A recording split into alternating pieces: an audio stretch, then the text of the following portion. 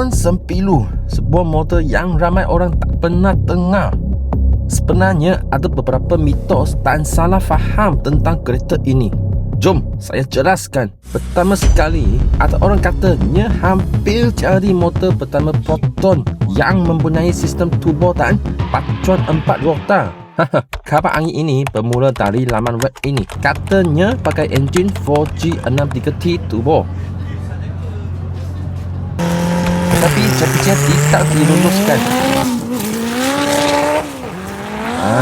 Sebenarnya itu semua tak betul.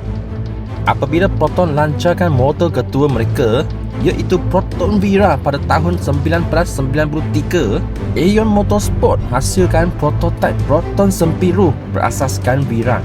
Aeon Motorsport juga merupakan pihak pengurusan untuk pasukan perlumbaan Petronas Aeon Racing Team.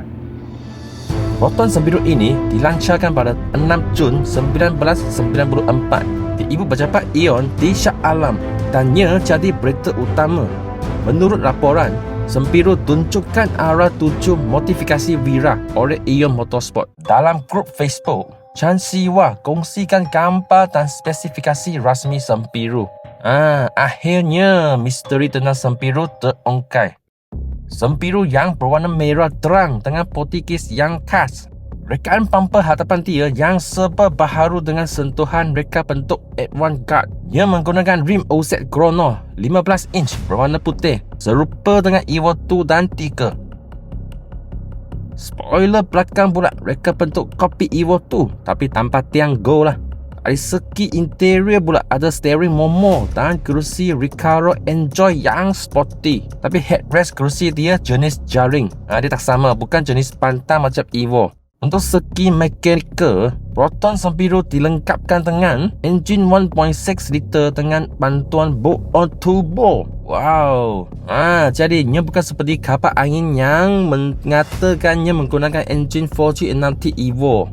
Menurut spec sheet, sistem exhaust, suspension dan juga brake pad dapat di-upgradekan dengan prestasi yang lebih tinggi. Proton Sempilu ini sebenarnya asas dari Vira 1.6, jenis manual untuk pasaran UK. Sebab pada masa itu, Vira 1.6 di pasaran Malaysia hanya ada versi auto sahaja. Jadi untuk Proton Sempilu, meter spek dia adalah UK dan dia ada lampu kapus belakang. Sistem turbo kit ini dibangunkan bersama Motionman Turbo System dari Belanda. Turbo kit ini dapat plug and play kepada enjin 4G92 Soch Proton. Walaupun Proton Sempilu tak dikeluarkan dan kekal sebagai konsep sahaja, tapi ia jadi asas kepada penghasilan Vira C99 1.8 yang limited edition. Untuk pengetahuan anda, sebelum Vira 1.8 C99, ia sebenarnya mempunyai satu versi prototipe.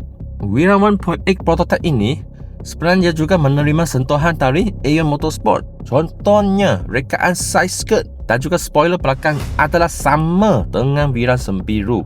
Kerusi Recaro Enjoy dalam prototipe ini sama seperti dengan Sempilu juga. Akhirnya, kenapa nama dia Sempilu? Tiada kaitan dengan filem ini lah. Sempilu maksudnya sesuatu yang tajam, mungkin menunjukkan kepada rekaan bentuk yang agresif. Malah ada sumber kata nama ini hanya dipilih untuk menarik perhatian sahaja. Proton Sempilu ini membuktikan zaman kemilangan modifikasi rasmi dari pengedaran Proton sendiri. Kalau korang minat Vira, memanglah wajib tahu kisah Sempilu ini. Kalau Proton betul-betul buat 4-wheel drive turbo pada masa itu, memang power. Tapi lah, realitinya semua ini hanya angan-angan peminat kereta sahaja. Sempilu adalah simbol potensi tapi bukan produksi. Hingga hari ini, ia terus jadi bahan nostalgia dan bualan dalam komuniti.